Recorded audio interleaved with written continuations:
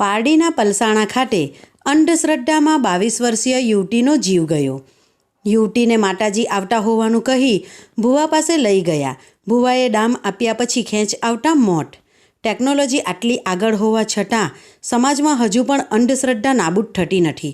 ભગત ભુવાનું ચલણ હજુ પણ યથાવત હોય એવું લાગી રહ્યું છે, કારણ કે પારડીના પલસાણા ગામમાં 22 વર્ષીય યુવતીના મૃતદેહને અંતિમ ક્રિયા માટે સ્મશાનમાં લઈ જવાયો હતો।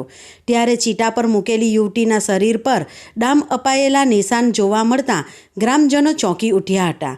ગુસ્સે થયેલ યુવતીના મિત્રોએ ભુવાને માર મારતા તે સ્મશાન છોડી ભાગી છૂટ્યો હતો। મળેલી માહિતી મુજબ પારડીના પલસાણા ગામમાં અર્જુનભાઈ હળપતિને 5 દીકરી છે, જેમાં 2ના લગ્ન થઈ ચૂક્યા છે અને 3જા નંબરની દિવ્યા નામની દીકરી દમણની શેલો કંપનીમાં કામ કરતી હતી, પરંતુ થોડા મહિનાથી કોઈક કારણોસર તે કંપનીમાં જતી ન હતી।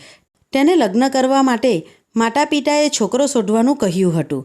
12 એપ્રિલે દિવ્યાને ખેંચ આવતા ઈજા થવાથી તે વાપીની હોસ્પિટલમાં સારવાર અર્થે ખસેડાઈ હતી। સારવાર દરમિયાન તેનું મોત થયું હતું, જે બાદ પલસાણા ગામમાં સ્મશાન ગૃહમાં મૃતક યુવતીની અંતિમ ક્રિયા માટે ગ્રામજનો, સંબંધીઓ અને મિત્રો એકત્ર થયા હતા।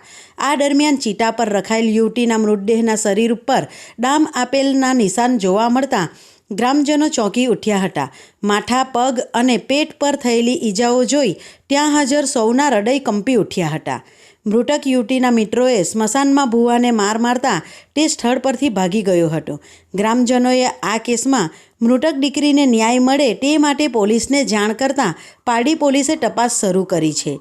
ભુવાની પોલીસે પૂછપરછ કરી નિવેદનો લીધા હોવાની માહિતી મળી છે।